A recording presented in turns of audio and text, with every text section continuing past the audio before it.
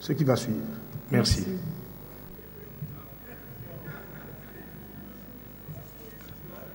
Honorable Guy Mafuta, qui sera suivi de l'honorable Mugiraneza.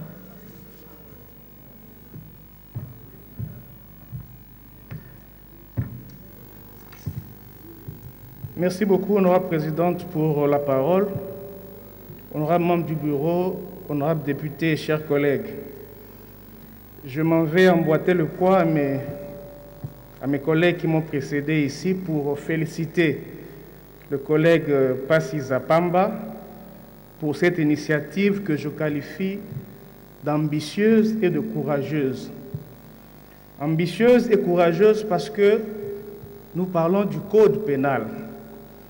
Honorable député, chers collègues, souvent on rattache à la loi pénale le caractère uniquement répressif.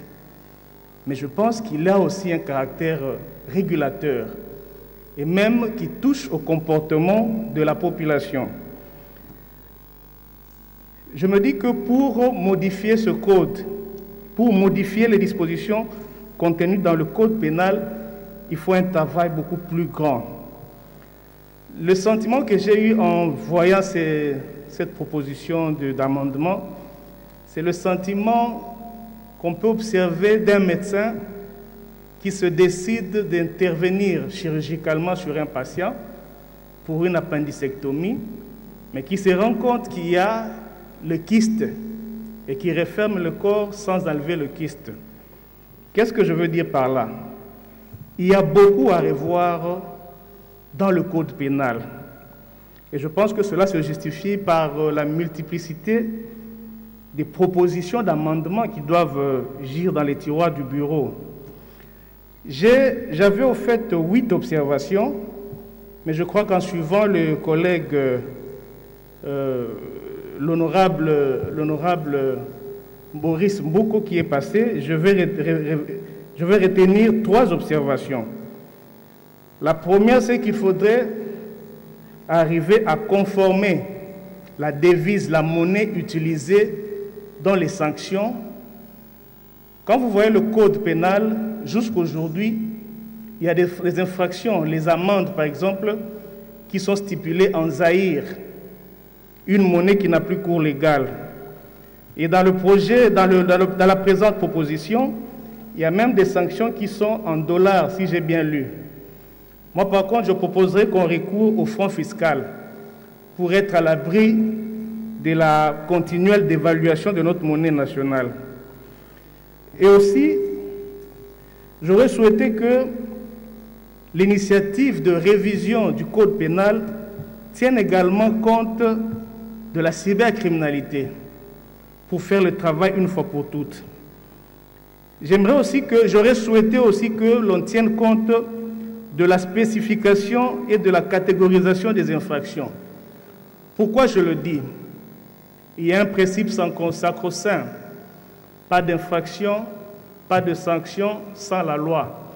Et aussi pas de juridiction, moins encore de procédures sans la loi. Aujourd'hui, il y a des infractions intelligentes.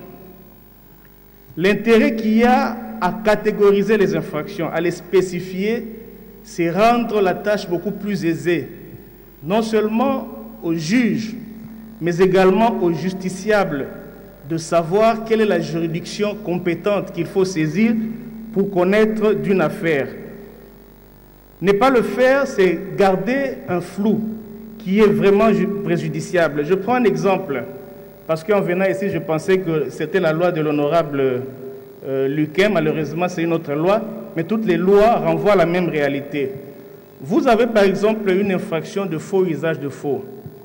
Quand elle est commise par un commerçant dans le domaine de la constitution des sociétés par exemple, la même infraction peut être connue devant les tribunaux de commerce parce qu'il s'agit effectivement d'une infraction commerciale et économique. D'où l'intérêt qu'il y a dans la réforme de notre code pénal à spécifier, à catégoriser les infractions pour que la chose soit beaucoup plus aisée. Aujourd'hui, quand on parle de procès, quand les gens veulent souvent se soustraire à la justice, on dit que c'est un procès politique. Mais je me dis, quelque part, il faut légaliser aussi une infraction politique. Il faut arriver à catégoriser ces infractions-là pour permettre à ce que les sanctions qui s'en suivent le soient dans le respect de la loi. Je vais prendre encore un exemple. Quand nous parlons par exemple de la fraude électorale, c'est quel type d'infraction? Quand nous parlons par exemple de la violation du secret de l'État, il y a des infractions qui méritent être catégorisées pour rendre la tâche beaucoup plus aisée et sécuriser les justiciables. Et ensuite, j'aurais souhaité également, j'ai déjà parlé de ça, de la cybercriminalité, qu'on tienne compte effectivement de l'évolution technologique. Bref, l'essence même de mon intervention est il serait intéressant qu'un travail beaucoup plus large soit mis sur la table pour voir comment réformer l'ensemble du code pénal. Mais comme je l'ai dit au début, je félicite l'initiative du collègue Passi Zalapamba et j'espère que dans les travaux au niveau de la commission, nous tâcherons de prendre part et à apporter les quelques observations que nous aurons retenues. J'ai dit, je vous remercie. Merci, honorable Mafuta. Honorable Mugiraneza.